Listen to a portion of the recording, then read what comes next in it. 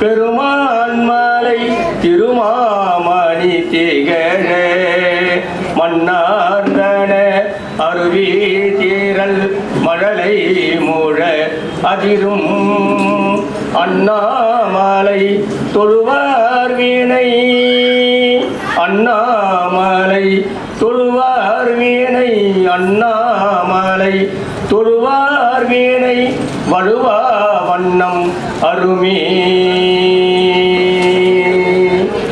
அம்மையே அப்பா ஒப்பிலாமணியே அன்பினில் விளைந்த ஆரமுதே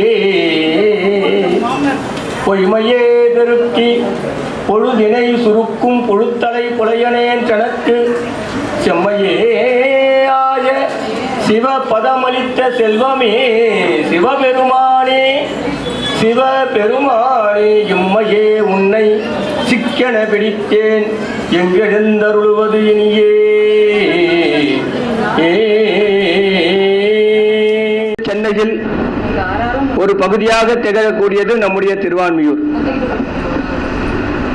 மருந்தீச பெருமான், திரிபுர சுந்தரி அம்மை மிக அற்புதமாக அருளாட்சி செய்யக்கூடிய புனிதமான தலம்.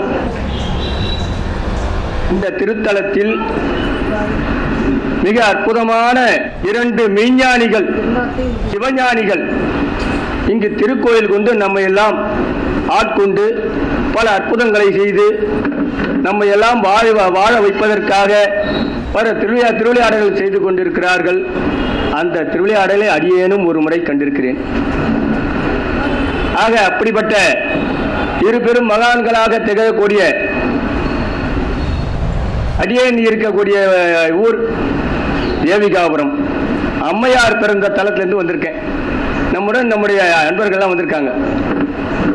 உட்காருங்கம்மா. அப்படி தேவிகாபுரத்தில் அம்மையார் அவதாரம் செய்தார்கள். திருவான்மியூரில் திருக்கோயில் கொண்டிருக்கிறார்கள். அதுபோன்று பாம்பனில் அவதாரம் செய்த குமரகுருதாச சுவாமிகள் இங்கு அவர் திருக்கோயில் கொண்டு அருளாட்சி புரிகின்றார். மிக அற்புதமான திருத்தலம்.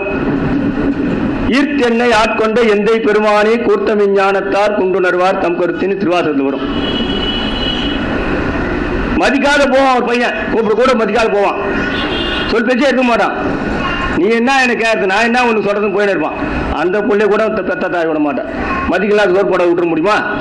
பெத்த பிள்ளை ஒன்று சொல் பேச்சு கேட்டு செல் பேச்சு கேட்குது நடக்குது, இன்னும் ஒன்றுக்கு அடங்கலை. அடங்காத பிள்ளையோடு தேடி போய் சோறு விட்டுவா தாய். அவதான் தாய். அதுபோல எல்லா ஜீவனும் தனக்குள் வைத்து தன்னை மதிப்பவர்களையும் மதிக்காதவர்களையும் மறந்தவர்களையும் நினைப்பவர்களையும் அரவணைத்து காப்பதுதான் தாயினுடைய பண்பு. அந்த வேலையை தான் இறைவன் செய்கிறான். இமைப்பொழுதும் என் நெஞ்சில் நீங்காதான் தாழ்வாழ்க சொல்றது யாரு? மாணிக்க வாசகர். நாம் சொல்ல முடியுமா? நாம் தைரியமா சொல்லலாம். இமைப்பொழுதும் என் நெஞ்சில் எல்லாதான் தாழ்வாழ்க, அதை தான் நாம் சொல்ல முடியும். ஏன்னா நொடி பொழுதும் நம்மளால நினைக்க நேரம் இல்லை. ஆனால் இமைப்பொழுதும் நம்மை மறவாதவன் இறைவன். நொடி பொழுது இறைவன் மறந்தான்னா இங்க நம்ம உட்கார மாட்டோம். நாம தூங்குறோம், சாப்பிடுறோம், தூங்குறோம். சாப்பிட சேர்ந்த மட்டும் யாரு? குழந்தை நீ தூங்குறாப்பா, உன்ன காப்பாத்துன்னு உண்ட உணவு செரிமானம் பண்ணி நம்ம உடம்பு தளர்ந்து போன நரம்பு பிழிஞ்சு உடல்நலத்தை தேற்றி பொழுது சேர்ந்து வேலை செய்யும். குழந்தை வேலை செய்யுமா? நம்மை மறவாது நம்மை காத்து வருவோன் இறைவன். அப்படி மறவாது காத்து வருகின்ற இறைவனை கொஞ்ச நேரமாவது நம்ம சரண கமல ஆலயத்தை அரை நிமிட நேரமட்டில் தவ முறை தியானம் வைக்க அறியாதன்னு அருணகிரியார் சொல்வார். அப்படி சிறிது நேரமாவது நன்றி இறைவனுக்கு நம்ம செல்றது நன்றி தான். நம்மளால அவனுக்கு ஒன்றும் ஆக வேண்டியதில்லை, அவனால தான் நமக்கு எல்லாம் ஆக வேண்டியது. அப்படிப்பட்ட இறைவன் என்ன பண்றான்? தன்னுடைய முத்தி 2ங்க, பதமுத்தி பரமுத்தின்னு. பரமுத்தி பதமுத்தி யோக நிலையில சென்று சரியை கிரிய யோகம் நிலையில சென்ற ஆன்மாக்களை எல்லாம் இறைவன் பதமுத்தியில் வச்சுக்கிறான். அந்த பதமுத்தியில் இருக்கக்கூடிய ஆன்மாக்களை கால நேரத்தோடு பூலோகத்துக்கு அனுப்புறான். நீ சென்று பூலோகத்துக்கு சென்று அவதாரம் செய்து மக்களை நல்வழிப்படுத்தி அவர்களை நெறிப்படுத்தி நம்ம புத்தி நிலைக்கு கொண்டு வந்து சொல்லிட்டு, என்ன எல்லாம் தேர்ச்சி பெற்ற கல்லூரி பேராசிரியர் தான் 1ஆம் கிளாஸ் கூட பாடம் நடத்த முடியும் இல்லைங்களா? கல்லூரி பேராசிரியர் 1ஆம் கிளாஸுக்கு பாடம் நடத்தலாம், 10ஆம் கிளாஸுக்கு பாடம் நடத்தலாம், +2க்கு பாடம் நடத்தலாம். 10ஆம் கிளாஸ் ஆசிரியர் கல்லூரி பாடம் நடத்த முடியுமா?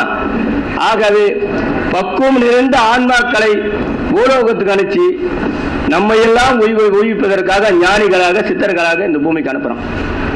அப்படி வந்த அருளாளர்கள் எண்ணற்ற அளவே இல்லை. அப்படி வந்த அருளாளர்கள் ஒருவர் தான் ஈடு இணையற்றவர் தான் நம்முடைய சக்கரை அம்மா. தலைப்பு இல்லாத பேசக்கூடாது, அட்ரஸ் இல்லாத தெரியக்கூடாதுன்னு ஒரு வார்த்தை உண்டு இல்லைங்களா? என்ன எங்க போதுனே தெரியல கதைன்னு சொல்லுவாங்க. எந்த ரோடு எங்க போதுனே தெரியலன்னுவாங்க. தலைப்பு இல்லாத பேசக்கூடாது, அட்ரஸ் இல்லாத தேடக்கூடாது. ஆக ஒரு சின்ன தலைப்பு, என்னை ஆண்ட சக்கரை அம்மா, இதுதான் இப்ப பேச வந்தது. மாசி மாதம் ஒரு சின்ன இதெல்லாம் உங்களுக்கு முக்கியம். முன்ன இது பேச்சாளர் பெரியவர் வராரு, அதுக்குள்ள சுருக்கமான வார்த்தை. அடியேன் வந்து மாசி மாதம் அந்த தேதி கொடுத்துருக்கேன். மாசி மாதம் நான் இங்க ஒரு சேமந்தத்துக்கு வந்தேன். அவர் பேரு பனையபுரம் அதிகமான ஒரு எழுத்தாளர், ஆன்மீக எழுத்தாளர். அவருடைய மருமகள் சேமந்தத்துக்கு நான் இங்க வந்தேன். அம்மையாருடைய வரலாறு ஏற்கனவே நான் படிச்சிருக்கிறேன்.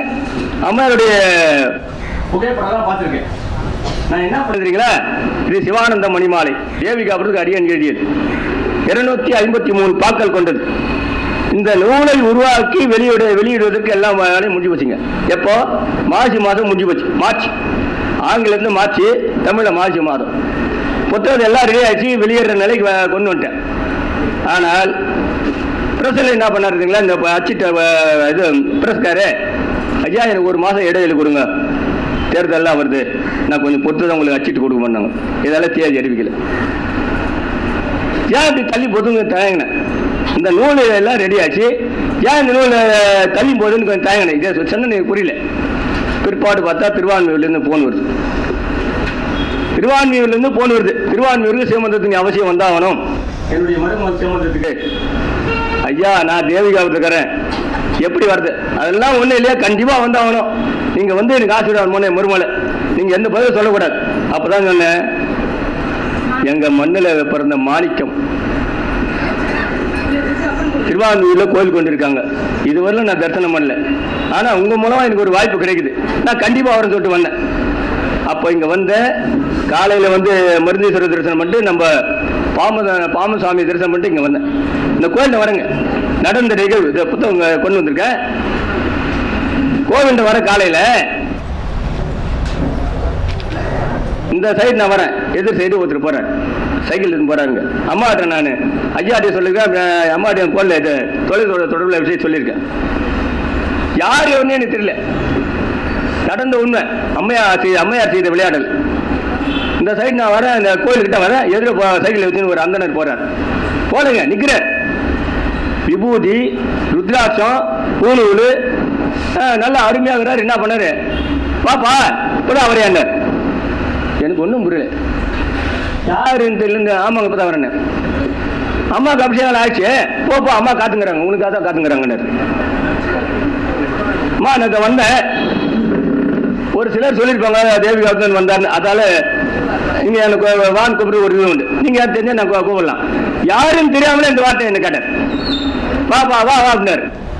அம்மா காத்துங்கிறாங்க, அபிஷேகம் ஆயிடுச்சு, போய் தரிசனம் பண்ணுனாங்க. இது யார் என்ன பிக்காரம் நொடி போடுதுங்க, நொடி போகுது. நீ கேள்வி கொஞ்சம் நிமிந்து பார்த்தா மறைஞ்சிட்டார்.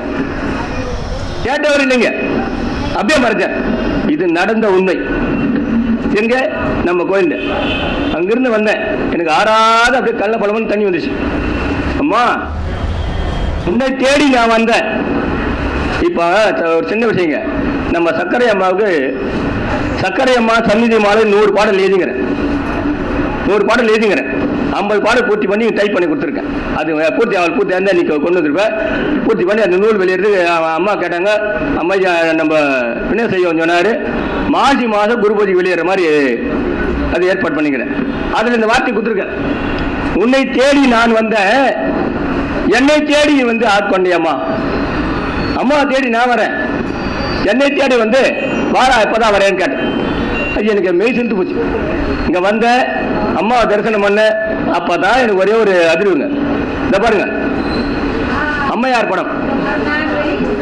தேவிகாபுரம் பெரிய கோயில் கோபுரத்தை போட்டு அம்மையாருடைய படத்தை இவங்களை கேட்டேன். இங்க வந்து அம்மையார் தரிசனம் பண்ண எனக்கு ஆறாத முயற்சி. அப்பதான் எனக்கு அம்மா வந்து ஒரு சொல்லுக்காரமா என்ன உள்ளுணர்வு தோண்டியது. ஏண்டா தேவிகாபுரத்தில் பிறந்தவன் நான் இங்க இருக்கிறேன், என்னை விட்டுட்டு நீ நூல் வெளியிடுறியான்னு அவர் கேட்கற மாதிரி ஒரு அதிர்வு உண்டாச்சு. பல பல கல்ல தண்ணி வந்துச்சு. அம்மா ஆண்டுதோறும் இந்த குறிப்பிட்ட நன்னாளில் உங்களை நான் சந்திப்பது வழக்கம். இந்த முறை வித்தியாசமாக ஒரு நூல் வெளியீடு, பரவொளி கண்ட மெய்ஞானி என்கிற இந்த நூல் இன்று வெளியிடப்படுகிறது. இதை தொகுத்தவர் திருமதி சுமனா சுரேஷ். இதனுடைய ஆங்கில மூலத்தினுடைய தமிழாக்கம் சீதாலட்சுமி பாலகிருஷ்ணன். திருமதி வனஜா விஸ்வநாதன் அவர்கள் இந்த பணியில் அவருக்கு உதவி புரிந்திருக்கிறார். டாக்டர் நஞ்சுண்டராவ் அவர்களுடைய குறிப்புகளிலிருந்து தொகுக்கப்பட்ட நூல் இது. இதை முதலில் வெளியிட்டுவிட்டு இந்த நூலை பற்றி சில வார்த்தைகள் கூறிவிட்டு பிறகு என்னுடைய தலைப்பில் சொற்பொழிவு நடைபெறும். இந்த நூலை பெற்றுக்கொள்கிற புலவர் சிவகுமார் அவர்கள் சக்கரை அம்மா பிறந்த தேவிகாபுரத்தை சேர்ந்த ஒரு புலவர். அந்த வகையில் இந்த நிகழ்ச்சி மிகுந்த முக்கியத்துவம் பெறுகிறது. அவரிடம் இந்த நூலை பெற்றுக்கொள்ளுமாறு வேண்டுகிறேன்.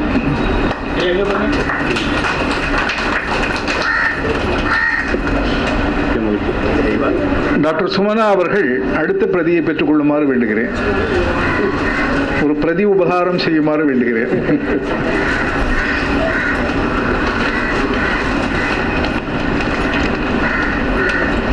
படத்தோட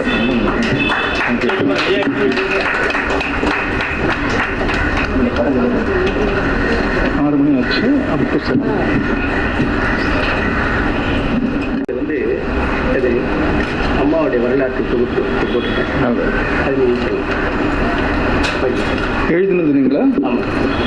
புலவர் சிவகுமார் எழுதி சிவானந்த மணிமாலை என்ற நூலும் இன்று வெளியிடப்படுகிறது.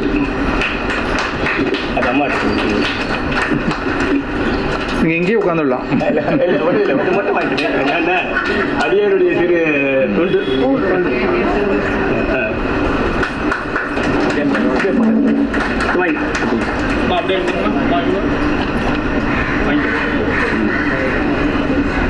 இந்த படத்தை எல்லாரும் கொடுத்துடலாமா?